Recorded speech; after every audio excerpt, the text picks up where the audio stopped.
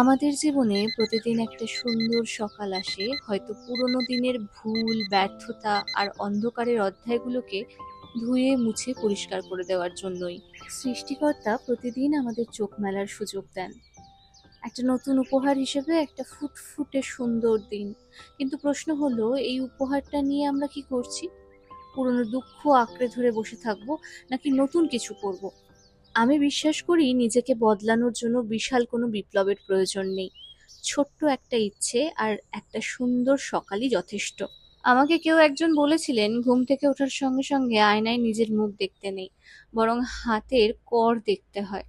জানি না এর গুণাগুণ কি, তবে ওই যে, বিশ্বাসে মেলায় বস্তু তর্কে বহুদূর। তবে ঘুম থেকে উঠে আমি নিত্য আর একটা কাজও করি। সেটা হচ্ছে এই যে দেখছেন, এক গ্লাস জল ঢাকা। এটা কিন্তু আমি রাত্রে রাখি। আর এই যে গ্লাসটা দেখছেন, এটা একটা রূপোর গ্লাস।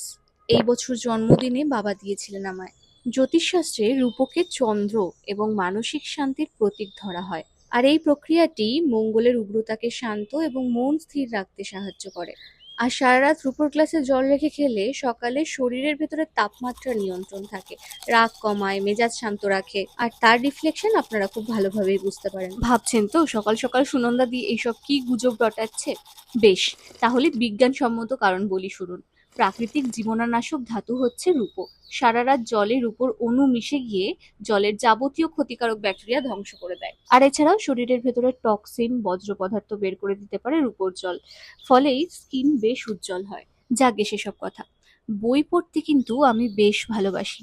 এই যে আমাকে অনেকে জিজ্ঞাসা করে, তুমি কারোর পরচর্চা পরনিন্দায় থাকো না কেন? আমি মনে করি, অন্যকে নিয়ে ভাবার মতো সময় বা মানসিক বিলাসিতা আমার নেই। নিজের গল্পটা সুন্দর করে লেখার জন্যই আমি ব্যস্ত। অন্যের সমালোচনায় সময় নষ্ট না করে বইয়ের পাতায় কিংবা নিজের চিন্তায় মগ্ন থাকাটাই আমার শান্তি। যাকে সেসব কথা। কিছু অর্ডার করেছিলাম, কিছু গ্রসারি, তো সেগুলো চলে এসেছে। চলো দেখে নি কি কি আমি সকাল সকাল অর্ডার করলাম। মায়ের জন্য একটা চন্দন তিলক অর্ডার করেছিলাম। তবে মা এই চন্দন দিয়ে কিন্তু তিলক কাটেন না, মা এই চন্দন পুজোর কাজে লাগান। জানি না এই চন্দন ঠিকঠাক অ্যাপ্রোপ্রিয়েট হলো কিনা, মায়ের পছন্দ হবে কিনা, তবে এতে একটু জল মিশিয়ে ইউজ করা যেতে পারে বলে আমার মনে হয়। আর তারপর ওই রিফাইন্ড অয়েল, মাস্টার্ড অয়েল, এইগুলোই অর্ডার করার ছিল, সেগুলো করেছিলাম। এই গ্রসারির বাজারগুলো দেখতে দেখতে আর একটা কথা বলি। জীবন আমাকে অনেকবার পেছনে টানতে চেয়েছে, কিন্তু আমি সহজে ভেঙে পড়ার মেয়ে নই। পড়ে যাওয়াটা দুর্ঘটনা হতে পারে, কিন্তু উঠে না দাঁড়ানোটা নিজের ব্যর্থতা। আমি নিজের ভালোবাসায় মগ্ন, নিজের লক্ষ্য অর্জনে অবিচল। আমি রোজ সকাল এবং বিকেল দুবার কফি খাই, ব্ল্যাক কফি। আমার ঘরে কিন্তু কফি ছিল, আর এই পাউচগুলো আনলাম ব্যাগে রাখার জন্য, যাতে শুটে গিয়ে ব্ল্যাক কফি খেতে সুবিধা হয়। মা অনেকদিন ধরে বলছিলেন সাদা তিল নাকি স্বাস্থ্যের পক্ষে খুব ভালো, তাই মায়ের জন্য 100 গ্রাম সাদা তিল অর্ডার করেছি। আর ম্যাগি, ম্যাগি হলো ব্যাচেলারদের লাইফের একটা ভীষণ কমফর্ট ফুড বলতে পারো। আমার যখন লুচি খেতে ক্রেভিং হয়, আমি কিন্তু আটা দিয়েই লুচি বানাই। আমি ময়দার লুচি খাই না। তবে এই প্রসঙ্গে অনেকেই বলবেন, তাহলে ম্যাগি? ম্যাগি হচ্ছে সুনন্দাদির লেট নাইট প্যাকআপের পর বাড়ি ফিরে চটজলদি খাবার। তবে এই ক্ষেত্রে আটা ম্যাগির টেস্টটা আমার ঠিক পছন্দ নয়। আমি গরম মশলার আলাদা করে প্যাকেট কিনি না, আমি কিন্তু এইরকম ভাবে আলাদা আলাদা করে দারচিনি, এলাচ, লবঙ্গ কিনি।